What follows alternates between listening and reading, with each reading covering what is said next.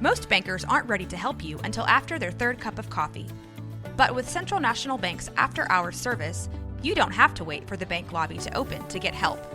You can contact us from 6 to 8:30 in the morning or from 5 to 10 in the evening, and we'll connect you to a real, live, local person who can answer questions and fix problems 7 days a week. Bank different. Bank Central. Central National Bank. Member FDIC. This is a Rogue Media Network podcast.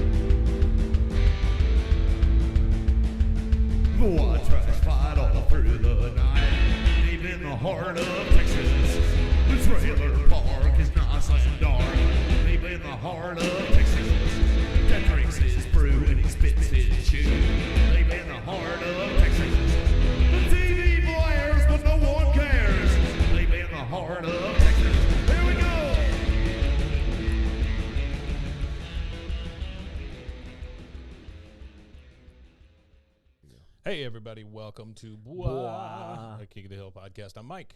And I'm Rusty. Rusty, tomorrow's your birthday. Yeah, tomorrow is my birthday. Once this comes out, your birthday will have already passed. But happy birthday to you. 6:50 a.m., I think. 6:50 a.m. Yeah, that's very specific. The story goes, my dad was trying to make another pot of coffee. And I was almost born in a kitchen because my dad was like, "Oh, you can hold it in just a little longer. Sure. I'm just gonna make a quick pot of coffee." And my mom was like, "F the coffee. Either we leave now, or you're gonna be birthing your son right here in the kitchen. So let's go." So yeah. And which did he choose? He chose to hurry and run out the door. That's good. Yeah. They didn't delay it much longer than that. That's awesome. Okay, so we are season 4, episode 12, Rodeo Days. Episode 12, Rodeo Days. Yeah. Good episode. Bobby-centric episode. Bobby-centric? Very little Boom, Dale, Bill, some Bill. Very little Peggy. Which is amazing. Not bad, though. Yeah. I mean, I love the voice actor, but I'm not a fan of Peggy in the show at this point. Peggy's been kind of a star in the last few. So, all right. So we open this sucker. Not only just the last few, but the beginning and end of. Yeah, that's true. The end of last season, the beginning of this season, were all like surrounding her, and then like the first 4 episodes were kind of centric to her. Yeah, this like chunk Peggy. Of season 4, you get a lot of Peggy. It seems like. So we started with No Bell, No Yell. We got Bobby and Hank in a Strickland propane tank truck, and they're driving through the countryside, passing a lot of cows and things like that. As Texas, I mean, if you're driving in between any two major cities, there's at least an hour worth of nothing in between each one. Sure. Yeah, there's an hour worth of nothing. There are some cows, lots of flat land. Not a lot to look at. Not much, especially if you get up west into the Panhandle and Texas. Stuff like west northwest area. Yeah, nothing. Really nothing. Yeah. Really desolate. That puts you to sleep. Yeah. I think the only thing they have out there are 72-ounce steaks and Cadillacs stuck in the ground. Yeah. So Bobby and Hank are in this truck. They're driving through the countryside. We see some cows on the side of the road. Bobby says, "This is nice country. Maybe I'll retire out here and tell them all to go to hell." Which I think is great. Yeah, that's a great line.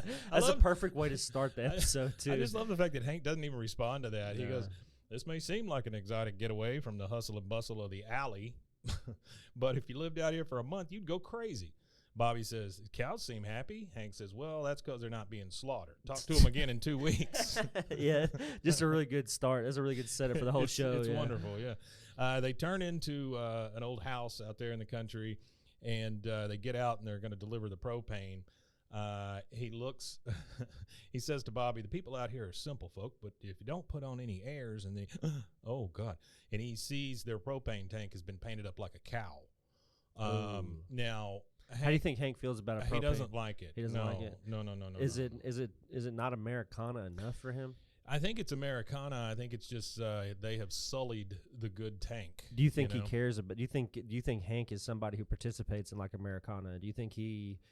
Because it's that whole thing where you've got the American flag windmill in your front yard and all that. That's a whole thing. Do you think he's that patriotic or that national? That's like hand in hand with the shabby chic stuff. I just don't think he cares. I don't think so. I think he's a guy that goes and gets like off-white paint and that's it.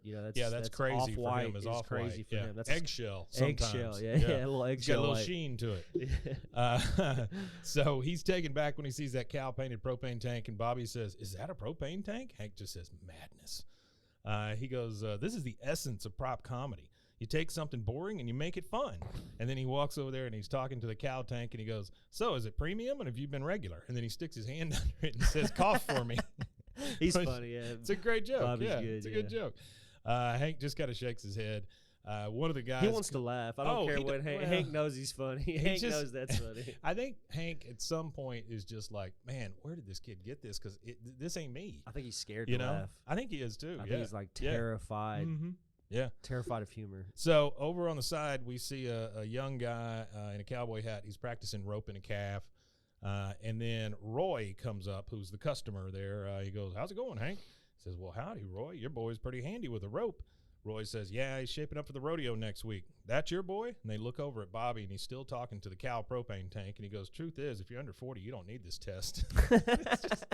He's just riffing with nobody watching. Yeah, nobody's paying attention. He's just riffing on the cow tank. Great jokes. Yeah. I'm sorry, it's early. I'm drinking coffee. Now we're at the Hill House. Hill House at night. They're all at dinner. This is Hank and Peggy and Bobby and Luann sitting around. And Bobby is saying, "It was like me and the tank were playing off each other. We had a tough crowd, but I finally got a smile out of that Roy guy. I was in the zone. Hey, Dad, could we paint your grill like a monkey?" Is this the early foundation of the Propaniacs? Is that what we're seeing? Or we're seeing like the precursor? Like this might be the episode that you could consider the birth episode of the whole idea of the Propaniacs. Yeah. Prop comedy surrounding propane. Oh yeah, absolutely.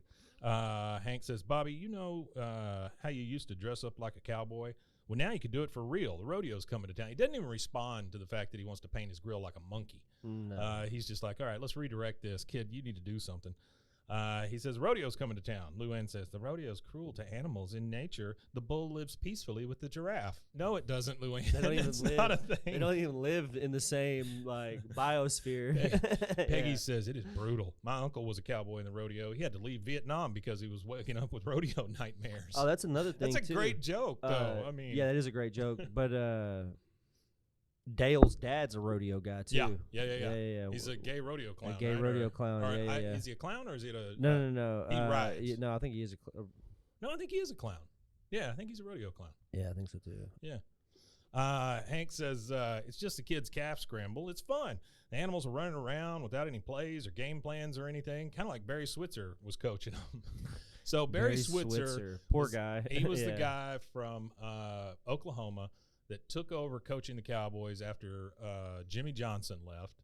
And that's the hell he gets. Well, he got the Super Bowl with Jimmy Johnson's schemes. Well, that's it. His team, his playbook. He didn't have to do anything. He just stepped in and just let the team keep playing. He was just a puzzle. It was just a puzzle piece, and it was like having a full puzzle piece already put together, and you're just like a random puzzle piece from a different puzzle somewhere else, but and you're just what? there. No matter what, Barry Switzer still has a Super Bowl ring. He's got the Super Bowl ring. So, he didn't even. He didn't really have to do much. That's right. And it's funny because now as time's gone on, damn, what's his name? Guy that owns the Cowboys. Jerry Jones. Jerry Jones. Now that the time has gone on, Yeah. he admits that he wrongfully switched coaches He's out. drunk. He should have left Jimmy They got pissed Johnson off at each other, and he just fired him. Well, because they were friends too. Yeah, that was they were the thing. big They were friends, big. yeah. They were buddies from Going like way college back. and stuff like that. Yeah. And I think that's funny though, is that he now admits that he would have had.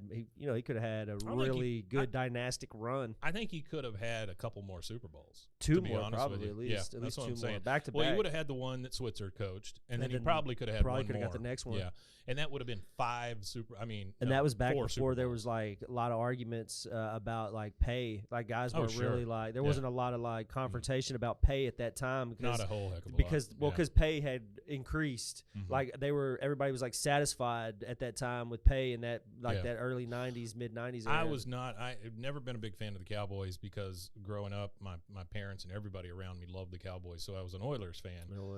Just to say, stick it to them. Yeah. And then I never got any satisfaction out of that. But no, not at all.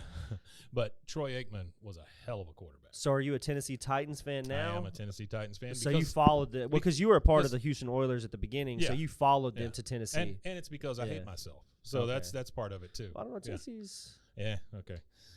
Every year. They've got good pieces. They've always got a good piece. They do have good pieces. I get excited at the beginning of every year, and they let me down at the end of every year. Well, I'm a Houston Texans fan. Yeah. So if you you're were in talking trouble. about disappointment. Yeah, you're in big trouble. I've been disappointed since 2005. Okay, and Hank says, maybe if we showed some more support, instead of jumping off the bandwagon every time it was a little hard. I still have a Brock Osweiler jersey. When has it gotten good? Yeah, I don't care that it's almost your birthday. I've lost respect for you, Rusty. I still wear a Brock Osweiler jersey. You say when it gets a little hard. When has it not been hard for the Houston Texans? Hey, Mike, you know what? You need to in all respect. Hey, you know what? We got it this Love year. you, blue. We got it this year though. We got a playoff team. That's what the Cowboys always say, and it's never their year. Yeah. I'm sorry. And I'm okay with that. So he says it's like Barry Switzer was coaching him. Bobby says I like the part where I'm running around with veal, which that's a dark joke, Bobby. That is pretty dark. Hank says, and you'd be performing in front of crowds, Bobby. A lot of Cowboys become entertainers. Gene Autry, Roy Rogers. Bobby pops up and says, Roy Rogers makes a good burger. Now, I want to make a point here. There is no Roy Rogers burger chain in Texas. The only places they are Maryland, Virginia, West Virginia, New Jersey, New York, Ohio, Pennsylvania, and that's it. But did they have them in the 90s? I don't believe so. They never had it in Roy Rogers Texas. has ever come this far south. So it's like a mid-Atlantic, northeastern kind of thing, like up that way. Well, think about it. Roy Rogers was like a star-spangled cowboy, and so it's mostly east, mid-east, that kind of stuff. Oh, okay. No, I didn't know that. Yeah. All right. He says he makes a good burger. Hank says, yes, he does. And he goes, Peggy, I had some good clothesline somewhere. And Peggy says, it's up with the wine glasses, which it's a great little reference because it shows you how often they use the wine glasses. I'm sorry. I didn't mean to interrupt you. No, you're good. I was looking at this Roy Rogers thing. So apparently this restaurant was acquired by the Marriott in 68, right? Yeah. It used to be called Roby's Roast Beef. Roby's Roast Beef. But Arby's sued the shit out of them and made them rebrand. Sure. Wow. Yeah, that's crazy.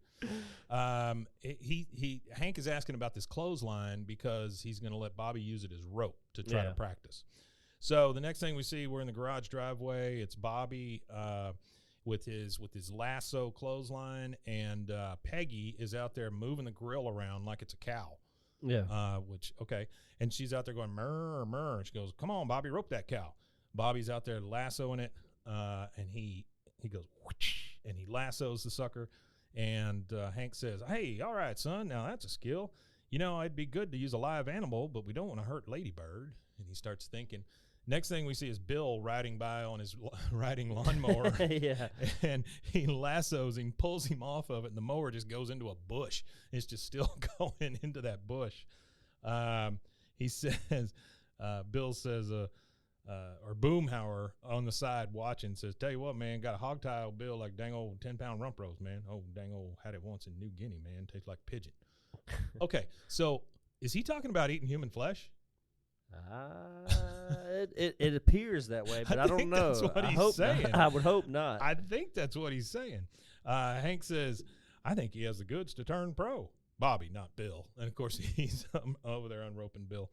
And Bill says, hey, you know, Bobby, oh, ow, my wrist. If I hadn't been drinking my beer, that would have been right around my neck. Joseph says, Bobby's going to kick butt at that rodeo. Mr. Dotrieve is much smarter and faster than any baby cow. Bill goes, well, quicker over short distances. I mean, Bill's even putting himself down. Yeah, he is. Bobby says, with Bill still on the ground, we should do the rodeo together. All you need is your parents' permission. He's talking to Joseph. Joseph says, oh, Dad, can I? And Dale says, sure, son, you can ask your mom. So he can't make any decisions without Nancy. Yeah. Let's see. Or he doesn't want to make decisions, so he defers it to mom. Yeah. It's like, I don't care, go ask your mom. Yeah. They Bobby and Joseph are out there practicing, and you see them lasso the Bugabago. Dale comes immediately out and cocks the queen. Well, he comes out with his shotgun and cocks it. And he goes, untie the queen. Then next you see them lasso and hog-tie Bill in the alley. And Bill says, record time. Like, you big idiot. Okay, so now we're at Rhinestein's Cowboy. Yep. Not Rhinestone Cowboy, but Rhinestein's. This is one of the Jewish families, I guess, in Ireland there that owns Rhinestein's. Bobby comes out in chaps, and he's like, oh, I feel quicker in these pants. Hooky, hooky, hooky, hooky. And then he turns around, and he has no underwear on. Yeah. His butt. Second episode in a row where we're seeing somebody's butt. Last time it was Bill's. This time it's Bobby's. And he's just shaking his ass. And he looks around and goes, oh, hello there, to his butt. Hank is just mortified. He goes, Bobby, pants. Oh, by the way, I missed one thing. There is a sign in the window of Rhinestein's Cowboy that says, yes, we have sequins. It was just funny that you were mentioning Western wear. And I can see Kessner's right here across the bridge here in Kessner's in old East Western Waco. wear place, here in East Waco. I think that building's been there since like the it's been there forever. 1800s, like the late 1800s. Mm-hmm. He goes, Bobby, pants. Peggy comes over and says, the salesman said children's Western wear, the hard thing is if you don't want husky sizes. If you don't want husky sizes, yeah. Hank is looking up at the wall, and he sees this painting. And it's got the Dallas Cowboys, including Troy Aikman and stuff, on horses riding around in the Old West, right? And he goes, look at that painting, Peggy. Look like an AI-generated image. Yeah. He goes, look at that painting, Peggy. Great art makes you think. And what I'm thinking is maybe the rodeo is what Bobby was cut out for. Bobby's over there. They look over, and he's in a cowboy hat, and he's all in denim. He goes, let's go eat some steaks. I mean, that's wonderful. Yeah. Hank is in his best spot now. He gets to go eat a steak. His boy's a cowboy. He's feeling pretty damn good. Now we're at the Heimlich County Rodeo, and they're walking up to registration, and Bobby sees the guy at the registration booth, and he says, hey, how'd you get that belt buckle? I want a belt buckle. The guy says, well, I won it in bull riding in Tucson. He says, wow, how'd she get that belt buckle? And he points over to a girl in hot pants with a big belt buckle with a couple of cowboys around. He goes, oh, that's a buckle bunny. She got that by being friends with a cowboy. So I'll go ahead and break this down for those of you that don't know anything about rodeos, because rodeos I think are like people think of it as the South, but I don't even think of it as the South. I think it's like Southwest, because I don't just hear about like people in Georgia doing rodeos. I'm sure there is, but I'm sure. It's like, to me, whenever I think of rodeo, I think of the Southwest. But a buckle bunny is like the equivalent of a roadie. Yeah, it's a groupie for a groupie. Sorry, not a roadie. A groupie is like a groupie for a rodeo. So it would be somebody that's jumping on the tour bus to see where everything's going on. Friends with the cowboy. May or may not get very close with those cowboys. You could watch the Dallas Buyers Club. And is that having it? That has never seen that. I really mean to watch that. Every time it's about AIDS. Yeah. And rodeo and everything around it. But that's what it is he gets AIDS from a buckle bunny. I like Matthew McConaughey. Yeah, I think he gets the sexually transmitted disease from having sex with buckle bunnies. Yeah. And that's the whole like thing about it is at that time everybody associated it with being a gay disease, like only gay people can have AIDS. Sure. So he was a rodeo guy that had AIDS, and now everybody was like saying, oh, you must be gay because you have AIDS, and he had to go through that whole thing in the movie or whatever. And what it was is that AIDS medication, all the experimental stuff that was being used in Europe couldn't be used in the United States because it wasn't FDA approved. Sure. So they started a club So you paid a subscription to be a part of the club, and all the experimental drugs, because you legally could have them, you just couldn't distribute them. You could use them and do whatever you wanted for yourself, but you just couldn't distribute them or sell them. So they would give them away, but you would just subscribe to the club. Yeah, and that's why it's called Dallas Buyers Club. Wow, I did not know that. And so he goes, yeah, she got that by being friends with the cowboy. Bobby says, hey, even if I don't win, I can be a buckle bunny. He says that to Hank. Yeah. Hank says, just give him the forms. Now, the PA announcer is announcing while everybody walks into the rodeo, into the stands. It's Hank, Bobby, Peggy, Joseph, Nancy, Redcorn, and Dale. So it's a double date. The PA guy says, now, if our young cowpokes are ready, it's time for a calf scramble. 20 calves, 20 boys, one to a customer, please. First boy to hog tie his calf wins a $50 savings bond, courtesy of Thatherton Fuel, selling the heat with warmth. Did you ever do calf scrambles? No. You never participated in one? No, I did not. I did one time. No mutton busting. No I was probably scrambles. like 10 or 11, and it was a calf scramble, and my sister was probably like 4 or so, and me and her had went in. Cal made a beeline for me for whatever reason. I scaled the 12-foot fence. I just flew over it and left my little sister chasing this cow with all these other kids. Oh, no. My dad was pissed. He was so mad at me. He was so mad. He was pissed. So they say selling the heat with the warmth. And these cowgirls ride by on their horses with Thatherton flags. Hank just looks at it and goes, that's a lie. Yeah. So Dale says, all right, Joseph, tie him tight, then quick and clean across the throat. He's got a big Bowie knife he's giving to Joseph. He goes, he'll never feel a thing. Hank says, Dale, I think you just tie him up. There's no killing involved. Dale puts the knife up and goes, we need to pick up something for dinner on the way home.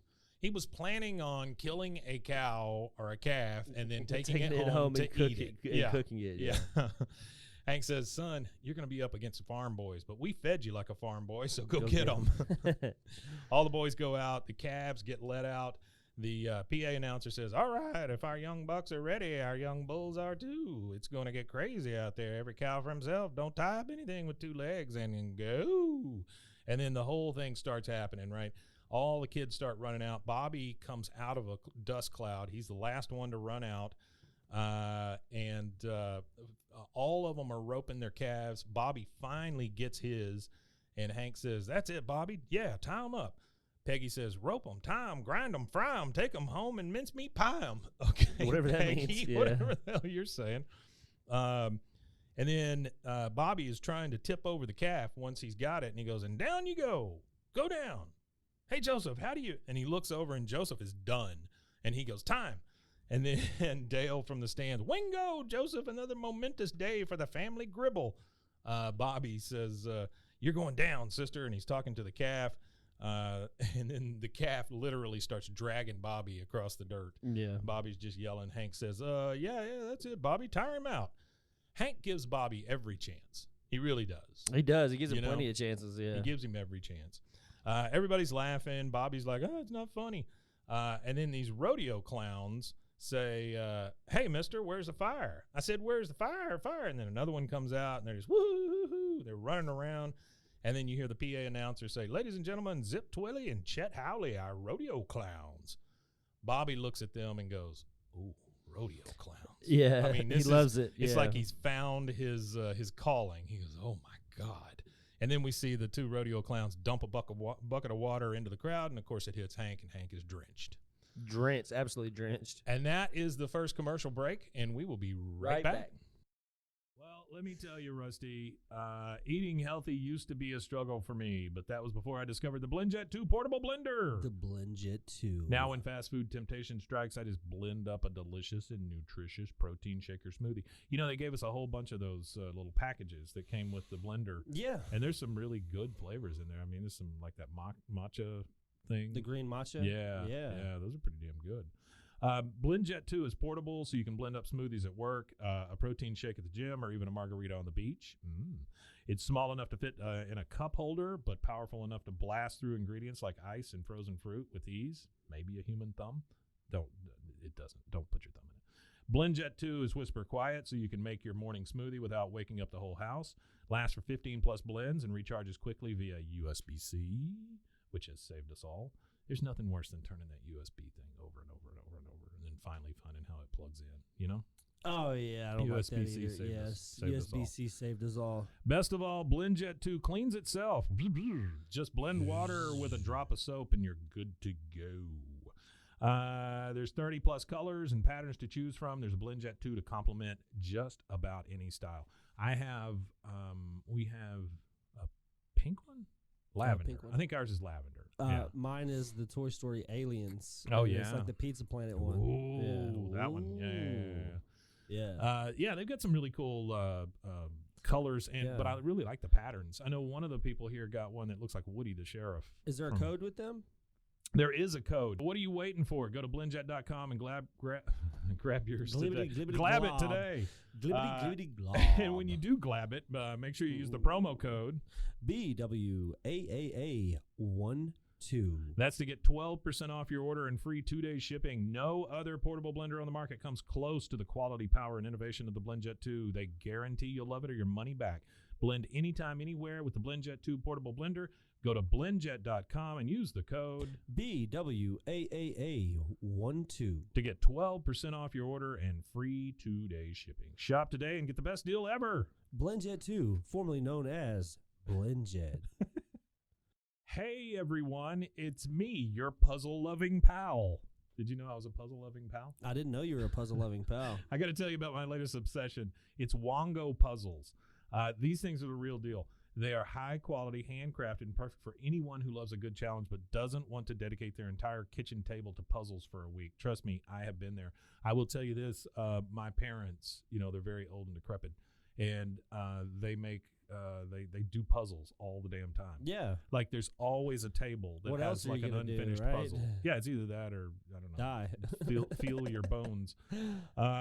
So these puzzles, these Wongo puzzles, they are 100% wooden. They'll last forever. Each piece is hand-drawn. Just think about that for a second. Each piece is hand-drawn. So no two pieces are the same, and you'll discover some fun whimsy pieces as you work through it. Whimsy. They come in a custom wooden box, which is perfect for storage and gifting. Before we started doing this, I didn't realize how many people I know already have these Wongo puzzles. I mean, they're apparently pretty. You can't go wherever Juan go. With stunning designs and unique shapes, Wongo puzzles are a cut above the rest. I loved doing the snow globe puzzle myself. It was great to pull out a puzzle and be done in a night and not have it on the table for a week. So what are you waiting for? Let's go to Wongo Puzzles, WONGO puzzles.com, and pick a puzzle today. And be sure to use the promo code BWAAA for 10% off your order. It's the most fun you'll have with a puzzle, guaranteed, or your money back. Go to WONGO puzzles.com and use your code BWAAA to get 10% off your order and get puzzling right now. And we are back.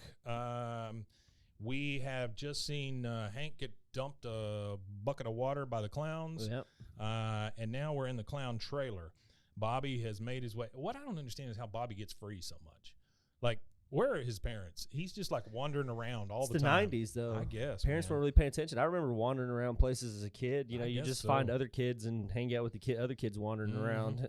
So we see the clowns. One of them's taking his makeup off. The other one is digging a bottle cap out of his leg. I mean, like it's jammed into his leg. I mean, these guys are not living a wonderful life. But it's in the trailer. Bobby comes up and says, "Excuse me, sir, are you Zip Twilly?"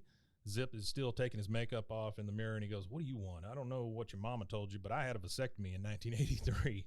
Bobby says, "Oh, I'm not after your money. I want to be a rodeo clown like you." He goes, "How old are you?" He goes, "I'm in the 7th grade, but I'm just talking about after school while you're in town. I'm good." He goes, "Son, we're doing fine on our own, so if you'll go back to the 7th grade," says it like that. Yeah, 7th grade. And that just tells me he didn't make it to the 7th grade. Yeah. He goes, "Me and Chet are going to go round up the beer cans." And then both of them, they've got freaking trash bags, and they're picking up beer cans because I'm assuming they need the money. Bobby just puts his head down. He starts walking away dejected. He stops, though, and he goes, "The baby routine doesn't work." Yeah, he starts picking apart the comedy part of it. The baby routine just doesn't work. He goes, it's all talk. When the diaper blows up, it's like, finally. Then the doctor comes out and his bag explodes. What the heck does that mean? There's a logic to an exploding diaper. Kid cut a fart. Fine. Why would the bag explode? I mean, Bobby is breaking this sucker down. You know, he's going line by line here. The radio clown goes, we've been doing the baby routine for 20 years. Bobby says, why does that not surprise me? You need to get out of your ivory tower and see what's happening on the street. Yeah, this is so funny. Give the baby a giant bottle. He can hit you with it. He can squirt you with it. Now I'm laughing. One of the clowns look at the other one. He goes, kid knows his stuff. Doesn't have a costume. Doesn't know the animals. Bobby says, I can learn. How about you? Man, Bobby, you turned that around on him real quick. Rodeo clown says, okay, but if anyone asks, you're a midget.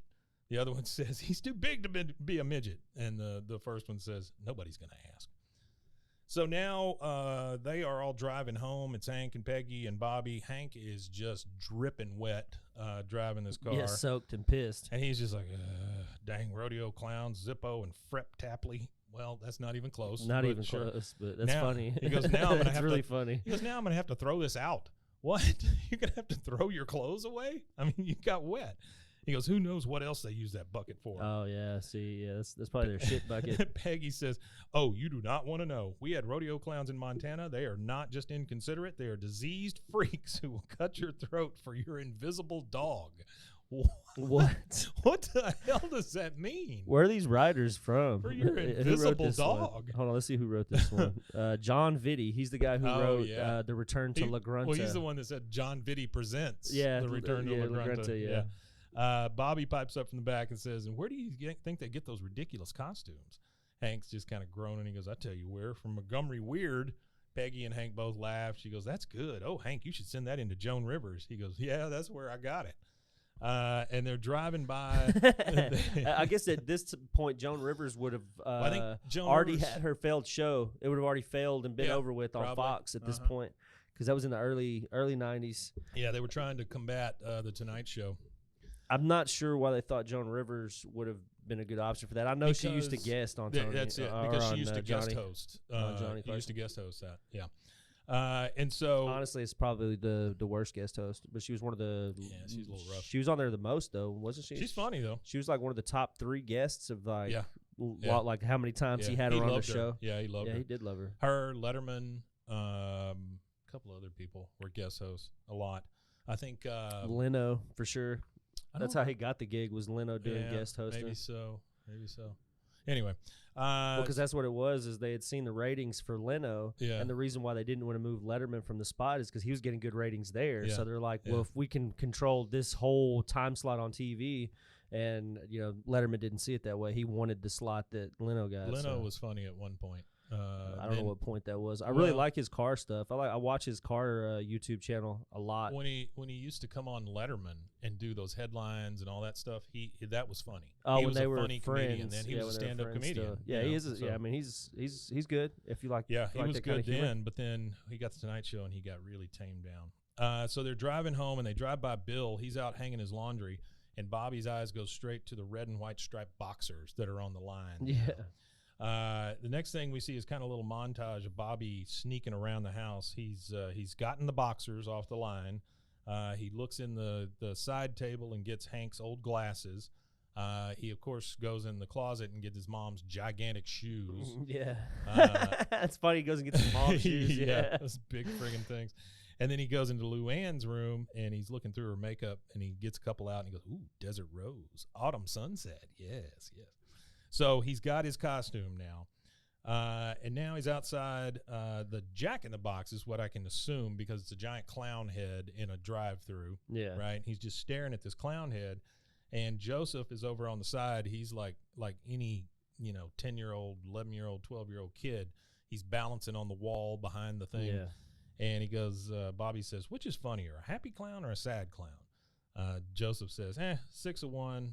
He goes, they've got to let you be a clown. You're the funniest person I know. He goes, well, your dad's really funny. Yeah. Well, Hank's funny? No, I don't think so at all.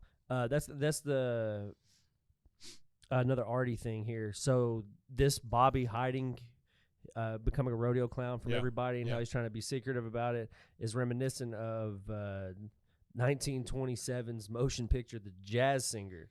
So for anybody that's not seen The Jazz Singer, which is probably about 99.9% of you, 1927, Al Jolson. So what it is, he's the son of a Jewish cantor who becomes a performer of ragtime and jazz, but he does it secretly, and that's how Al Jolson does all the blackface. I think that's what it is in that movie is blackface is what he dresses up as, and what it is they wear the makeup to hide their identity because their dad doesn't approve of what they enjoy. So Al Jolson doing blackface in that particular movie, and Al Jolson was really revered by the black community. What he did at that time wasn't like vilified for it or nothing like that, because in this specific movie, all he was doing was disguising himself to hide from his dad, kind of thing. Well, he was showing what was happening in real life.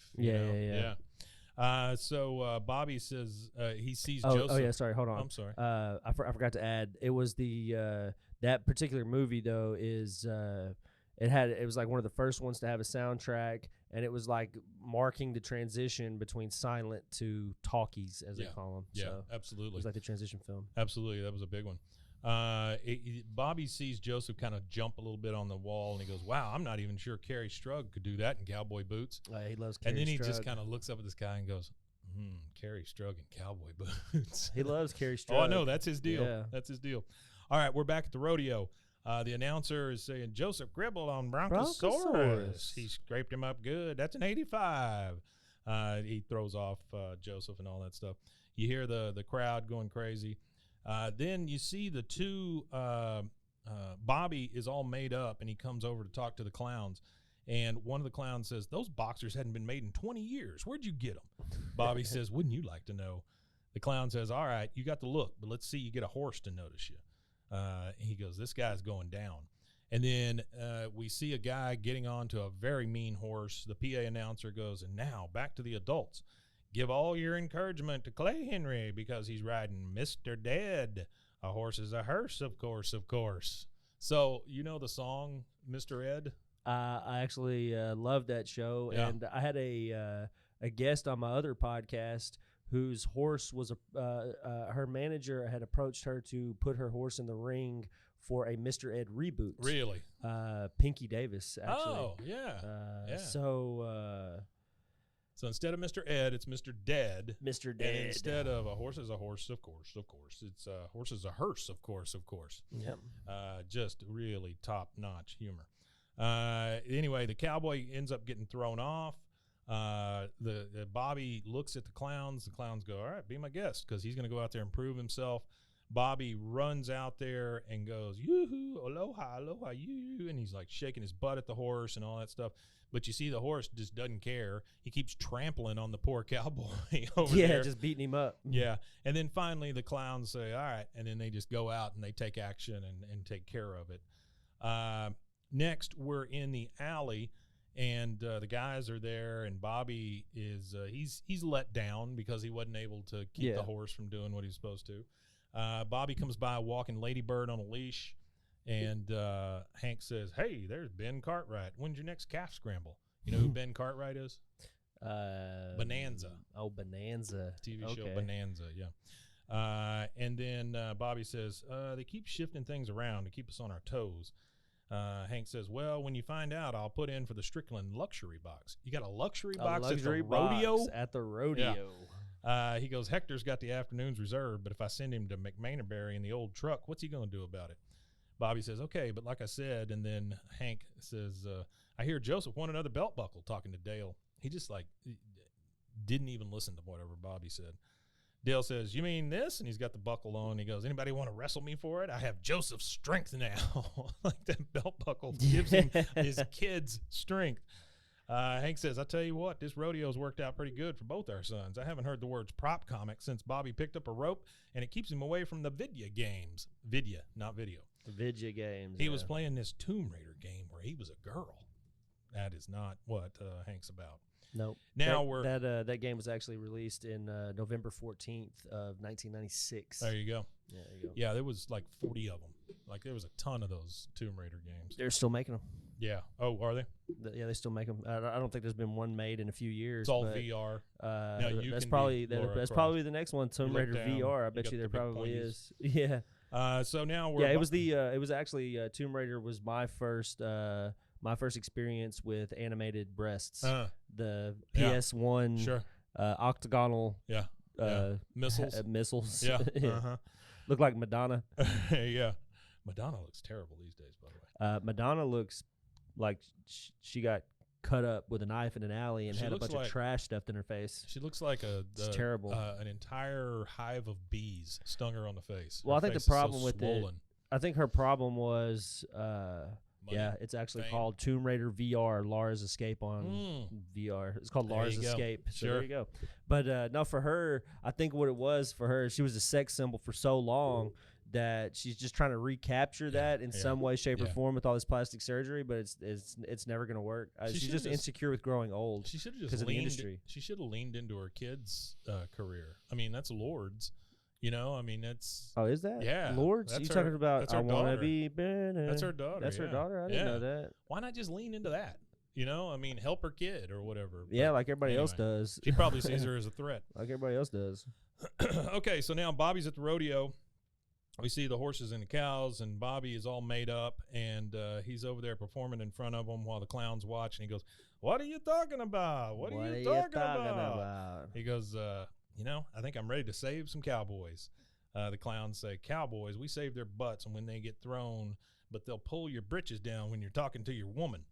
Bobby looks at him and goes, "You guys have women?" The guy just says, "Yes."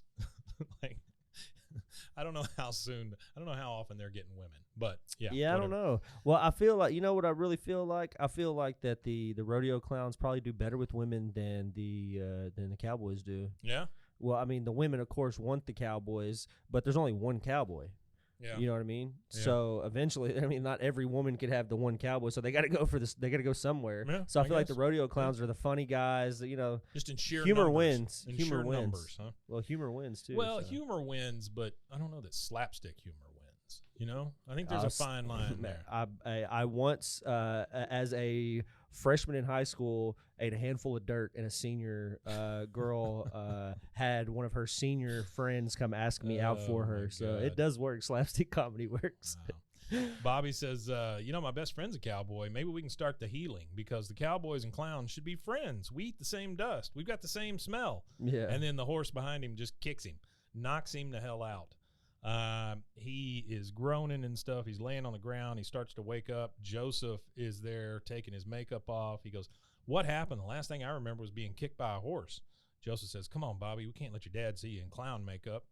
And then some of the kids come walking by and they go, "Hey, Joseph, they say rodeo clowns smell like cow pies, but I hear it's the other way around." So Joseph has already got a look on his face like, "Oh, shit, this is my friend, you know, but do I be with the cool kids or do I defend my friend and all that?"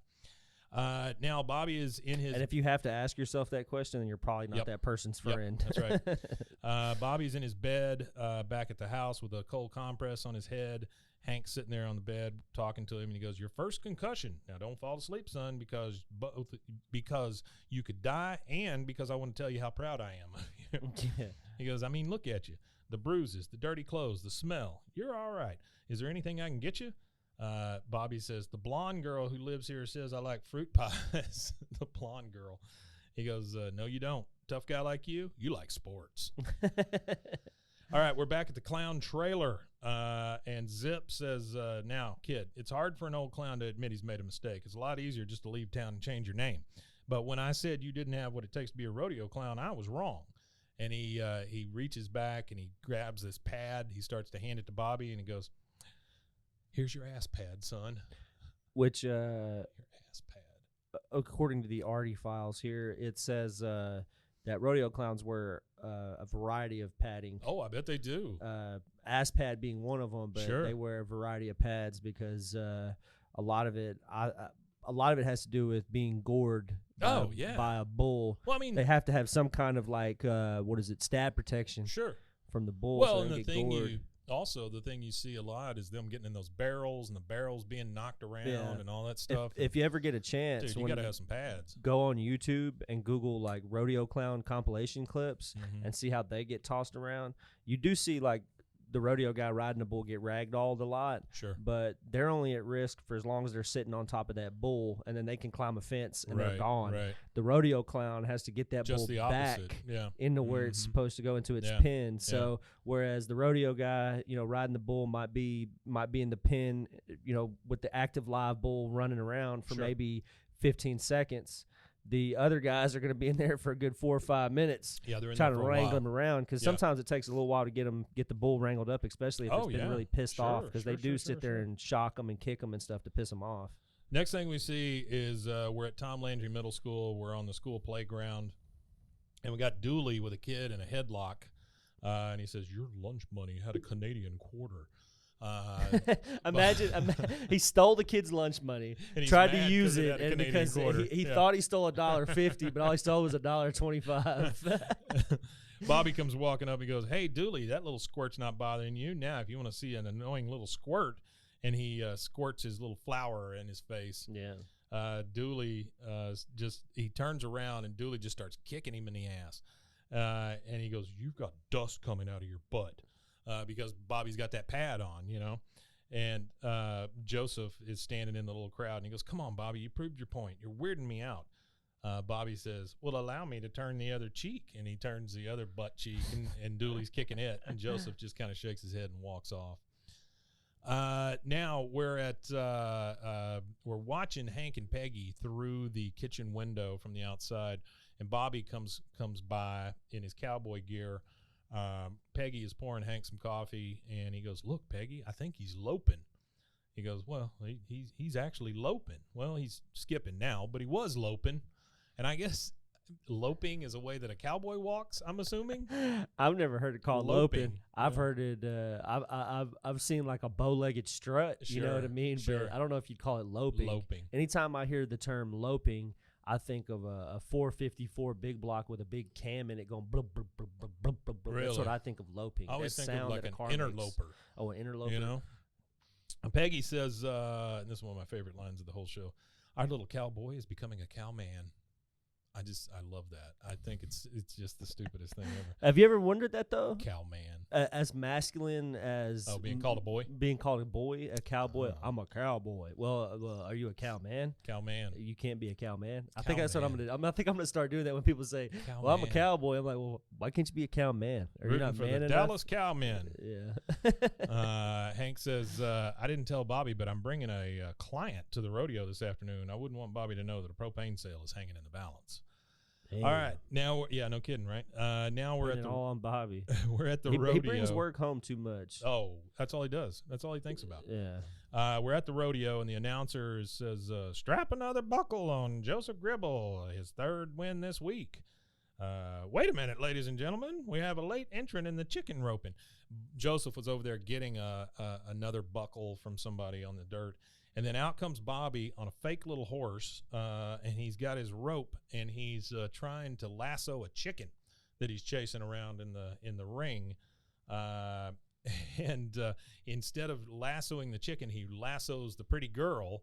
Yeah. And then pops his hat up and down like, hey, lady. The cowgirl's just kind of laughing.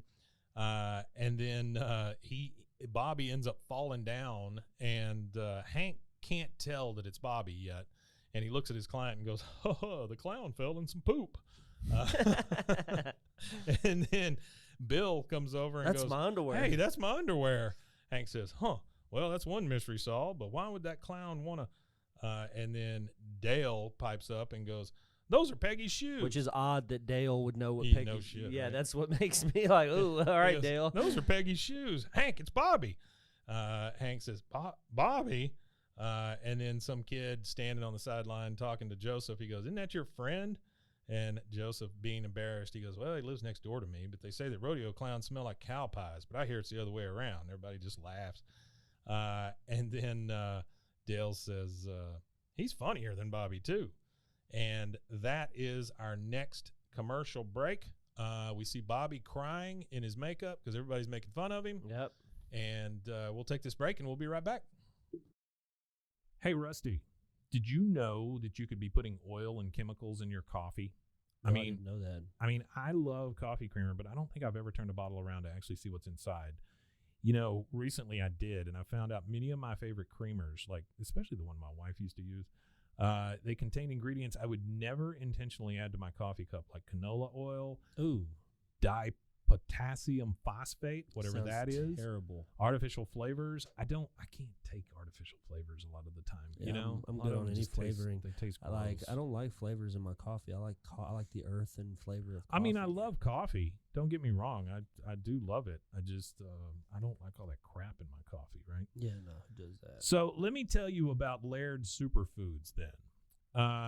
They have better ingredients, amazing taste, and functional benefits. Laird Superfood creamers are crafted from the highest quality, all-natural, real food ingredients.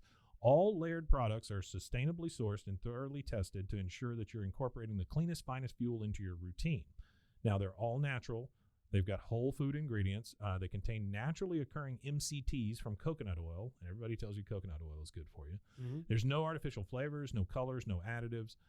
No sugar from highly refined corn syrup. So that's a big deal right there.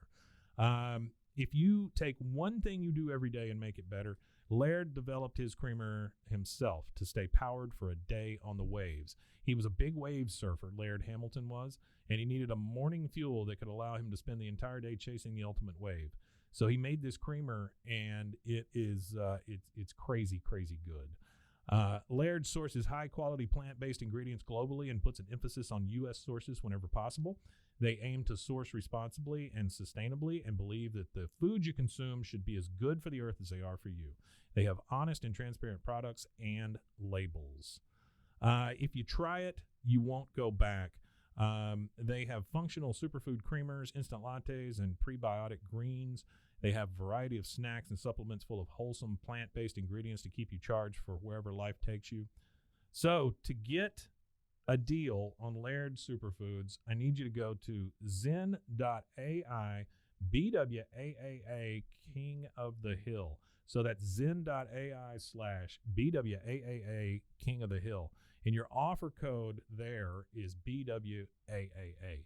So Laird Superfoods makes a better creamer that keeps you powered all day, and it's better for you, the earth, and your coffee. What do you say, Rusty? You want to go get some coffee? Coffee. Hey, Rusty? Yeah. Did you know that dehydration is the leading cause of daytime fatigue? Oh, no. I don't know about you, but like 2:30, 3 o'clock, I just hit a wall almost every day. I was shocked to learn that even mild dehydration can cause headaches, muscle weakness, brain fog, but luckily there's a cure. Oh, there is? Actually, I should have said there's a solution. It's called Cure. Cure Hydration. The Cure Hydration is an oral rehydration solution, or ORS, that contains the perfect balance of electrolytes. You know how important that is because plants crave it. Super important. And glucose to help your body absorb water and rehydrate quickly. The formula is made with all natural ingredients like coconut water, powder, and pink Himalayan salt. Whoopee. And it is free from artificial flavors, sweeteners, and preservatives. Cure Hydration is vegan, gluten-free, and non-GMO. That makes it a great option for anyone with dietary restrictions and preferences. The packets that they give you, they're convenient, they're easy to use. You just mix them with water and drink. They're perfect for on-the-go, travel, or anytime you need quick hydration. Hydration is more than just drinking water, Rusty. It is, that's what Lauren Picasso, a lifelong endurance athlete, discovered as she struggled to stay hydrated no matter how much water she drank. I've known people like that. My wife drinks so much water, it's crazy. Lauren found Cure, a science-backed electrolyte drink mix to make hydration easy for everyone. Cure believes that hydration should be simple and effective, but also clean and natural. That's why they only use the highest ingredients and quality plant-based stuff to avoid any artificial or harmful additives. They're committed to transparency and honesty. All of their ingredients are clearly listed on their website and packaging, and they're always happy to answer any questions or concerns. So are you ready to combat dehydration? Absolutely. You can try Cure today and feel the difference for yourself. Use your code BWAAA. Sorry, I blanked. You're good. For 20% off your order. Try Cure today and feel the difference for yourself. Use our special code BWAAA for 20% off your order. Your coupon will be activated at checkout. Try Cure Hydration. Stop drying out. All right, and we are back. So Bobby is brokenhearted because people are laughing at him, not with him, as far as being a rodeo clown. We're back in the Hill House in the kitchen. Peggy is washing her shoes in the sink because they figured out that Bobby's this clown. Hank is really worried in the back. He goes, maybe this is my fault. I kept clowns away from him as a child, so he never got scared by one. Yeah, I was never really scared of clowns. So I wasn't either. I don't really understand. I don't understand the fear. The creepiest clowns I ever saw were there was one in Poltergeist. That was a little creepy. And then Killer Clowns from Outer Space. Have you ever seen that movie? Yeah, that's a good movie. It is a good movie. It's a terrible movie, but it's made to be terrible. It's made to be. It's one of those movies that's meant to be bad, like Kung Pao and all that stuff. Kung Pao. Yeah. Okay, that's a really good now one. you're talking about something. Kung Pao. Odenkirk, isn't that his name? Kung Pao is one of my all-time favorites. That's Odekirk. I say Odenkirk. Odekirk. It's Odekirk. Different dude. Yeah, Odekirk. He's got those giant nipples. Yeah, yeah, that's a good one. It's so good. Or the shoes. I like when he's just rolling down the hill and it just keeps going and keeps going and keeps going. He just never stops. I'm gonna have to watch that. I haven't seen that in so long. Yeah, I saw that on a list yesterday, and I was like, you know what clown scared me? The 2016 clown incident. Remember all the clowns that just appeared? The ones that were just all the weird in the shit that was happening in like 2016. I think it was like 2016. Well, it was right after it, and then it was right after the first, the first it, yeah. But these were creepy ass clowns. Nah, it was really like creepy. Michael Myers like as a clown kind of thing. Like people were getting accosted, you know what I mean? Yeah. Like people were getting chased by clowns with knives in their hands and stuff. It was really weird. Yeah, it was really weird. It seemed very much like a Reddit kind of. You know what it felt like? You know what I bet it was? I bet it was like some viral marketing campaign from like the studio, maybe the production studio. It could be. They had like people go out and chase people and stuff, just kind of like. That's a great campaign. Feeling. That would have been great, and nobody ever knew about it. But the movie at the time trended all the way, like shot way up. It was good though. The movie stuff. was good. Oh, you talking about the new one? Well, either one, yeah. The two new ones. Yeah, I like them. I thought they were really good. Anyway, he says he thinks it's his fault, and Peggy says, "Do not be so hard on yourself. It is not your fault." And then she starts crying. She goes, "It's all my fault. My uncle wasn't a cowboy, Hank. He was a dirty, drunken rodeo clown." Hank says, "Don't tell me, Uncle Boffo." Uncle Boffo? Wait, his name is Uncle Boffo, and you didn't know he was a clown? You thought he was a cowboy? Okay, so Hank is in Bobby's room, and he's getting rid of all the clown stuff, because that's the way you teach kids stuff. You just get rid of all their things. Bobby's like, hey, that's Luann's makeup. Hank says, you're not only a clown, you're a thief. I don't know which is worse. Clown. That's fucked up that they thought a clown's worse than a thief. He sits on the bed with Bobby. Bobby's got his head in the pillow, and he's just like, Bobby, I'm trying to help you. You see, a circus clown is a carny who's too stupid to flip a ride switch on and off. Jesus. Damn. He goes, now you take a circus clown, roll him on the barn floor, and kick him in the head a couple of 100 times, and what have you got? And Bobby's like, your son. Like, it's just such a lesson, you know. I'm your son. Now we're back in the alley. We get, yep. Then we get to Hank, and he's just like, and then boom, and then Dale starts humming this calliope music, like, and Hank's like, all right, Dale, okay. Joseph comes riding up on his bike with a big old belt buckle on. He goes, hey, Dad, I won the goat roping, and they're going to let me ride a baby bull tomorrow. My time was so good, they made me take a drug test. Yeah.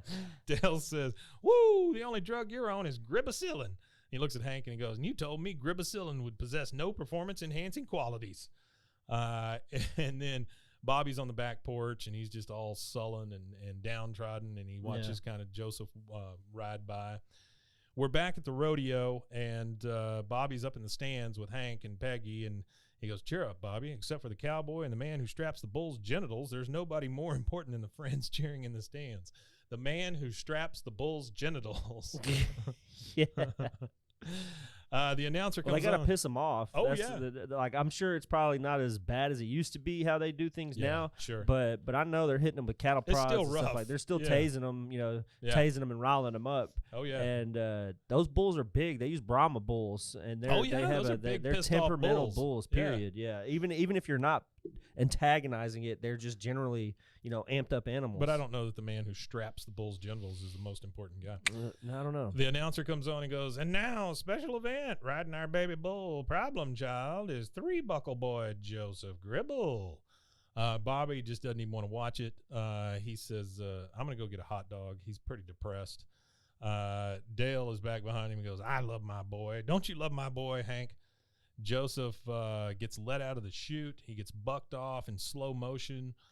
Zip the clown runs up and with a bell, but he gets kicked by this bull. Yeah. And knocked the hell out. And then you hear a woman in or the other clown comes out. He gets kicked, and you see just his horn fly by. You hear a lady up in the stands. Oh dear, that boy's going to be gored. Bobby sees it on his way to get a hot dog, and then he sees this old lady sitting there. He grabs the old lady's hat and shades and puts them on, and then he starts heading out there because he's going to take care of this. And Hank says, wait, Bobby. And he puts lipstick on him. Yeah. And he goes, go, Bobby. And then Bobby runs out there. He goes up to the bull, and he goes, what are you talking about? What are you talking about? What are you talking about? And then he grabs a fire extinguisher. He bends over and puts the fire extinguisher between his legs like he's farting. And he goes, what did I eat? Oh, please, everyone, avoid the nachos. And then he starts shooting the fire extinguisher at the bull. Oi, oi. And then the bull chases Bobby. Bobby jumps in a barrel. The barrel gets gored by the bull. And then from inside the barrel, you hear, don't worry, everybody, I'm fine. And then he shoots some of that fire extinguisher out and goes, oh, not so fine. Yeah. Yeah. Then we see the clowns are still on the ground. Joseph is getting drug off because he's hurt his leg. And Bobby has saved the day out on the rodeo field. Saved the day. Now we're at the ambulance. Joseph is in the ambulance getting patched up. He gets a cast put on in an ambulance, which is a little weird. Yeah, that is a little weird. Well, actually, it might not be so weird for like immediate trauma at like a rodeo or something like that. Like a football game, just to stay. Well, they're putting a full cast on, so that's a little weird. Yeah, that is a little weird. But they usually do air cast or something. Yeah, an air cast. But Joseph looks at Bobby and he goes, "There's only room for one autograph." So they're friends again. Yeah. Bobby says, "I'd much rather have one of your buckles." And Joseph stops and gives him his buckle, and he goes, "Okay, but that doesn't make you my buckle bunny." Bobby says, "Oh yes, sir, it does." Yeah. Then we get the credits. That's it. After the credits, we hear Zip say, "Here's your ass pad, son." And then I got a quick rodeo clown history for everybody. Please. The history of rodeo clowns. So beginnings of competitive rodeo begin in the early 1900s. Yeah. And what it was is promoters would have trouble keeping people in the stands in between people doing their bull riding or whatever, or the horse riding. Yeah. So they would hire these guys to come in and entertain the crowd, kind of, or whatever. Right. Well, what ended up happening is in the 20s, they switched to these temperamental bulls, which is the ill-tempered Brahma bull. So when they switched to these bulls in the 20s, they now needed somebody to distract the bull from, if somebody fell off, they needed somebody. They were performers. They were performers at first, but then they became this what they call a rodeo protection athlete. That's the official moniker. It evolves into something even more. So you have American bullfighting. So they actually have competitions for this since, like, I didn't even know this was even a thing, but apparently these techniques, the proper term for these guys is actually a bullfighter. They're called bullfighters. The rodeo clown. It's a lot more. Sure. It's a lot more. And that's the whole point of this episode. Soccer or football. Yeah, and that's the whole point of this episode. It's like a tongue-in-cheek rodeo clown, ha. Yeah. When they actually in the rodeo world, they're probably more revered within the industry. Yeah. They're probably more revered than the guys who are actually on the bulls, They because serve a huge purpose. Without them guys, if you get hurt, you got this 1,000-pound bull running around in this pen. You ain't got nobody to get him away from you. Yeah. You're his target. Yeah. And they will just toss. If you just left a bull with that guy, when they start tossing them, that bull will stop until it's tired. Oh, absolutely. It won't. It'll just continue to toss you and beat you up until it is done. Sure. And when it's done, you're dead. Done. You're dead by the time it's done. Yeah. So they're like super, super important. And I think it's really cool how long they've actually been around. Like I said, it's been since the 20s that they've been doing this, and this whole culture of keeping these guys safe. So the barrel thing didn't come in until like the 30s. There was this rodeo clown. His name was Jazzbo Fulkerson. So if that fits the weird names, like the Zippo guy or whatever. So this guy, and then there was another one called Wick Peth. So that's another weird name. Wow. Earl Bascom was another guy, but they were all, Wick Path. All rodeo clowns. Yeah. In 95, Earl W. Bascom was honored as the oldest living rodeo clown in the world at 89 years old. But Australia, too, had a huge rodeo scene at the same time. They get the hell beat out of them. I didn't know that Australia. So the same time that America was establishing their rodeo scene, Australia was having a rodeo scene, too. Australia, since there were a lot of convicts sent to Australia. You know what I mean? Like and prison rodeos and things like that. That makes a lot of sense. Yeah, for sure. So it's now they have a whole sport of their own called freestyle bullfighting. So it's different than the Spanish bullfighting, because Spanish bullfighting is a lot of it is Spanish bullfighting is more presentation, killing. They actually kill the animal. Yeah. But in this one, they don't kill, and they actually get points for like how they maneuver. Yeah. So like they do a spin. Yeah, sure. A spin and a flip. Yeah. And, that's 10 cool. points for spinning out the way. Whatever it is. I'd watch that. I think I'm gonna look it up when I get done. That'd I'm gonna be go cool. check out some stuff on YouTube. But there you go, guys. That is our rodeo clown history episode. And if you really want to know a great rodeo clown, a great barrelman, his name is Flint Rasmussen. Flint Rasmussen. I just thought it was a great That's name. a wonderful a lot names. of great names. I love these names. He lives in Billings, Montana. All right, Flint. Well, guys, thank you again for joining us. We appreciate it as always. Can't thank you guys enough for helping support us. Jordan, you're represented here by your Squishmallow. The Squishmallow. And you want to tell them where they can find us? You can find us at bwaaakoth.com, or you can find us at roguemedianetwork/bwaaakoth. You can also find us on patreon.com if you want to go support us. We have a $3 tier, and then we have some other tiers. We are working on it. We're getting content ready for that to get that up there for y'all. So we will have content, I promise. But anyway, thank you so much, guys, for joining us, and we will see you on Friday for That Ain't Right. Wimatanye. Wimatanye, indeed.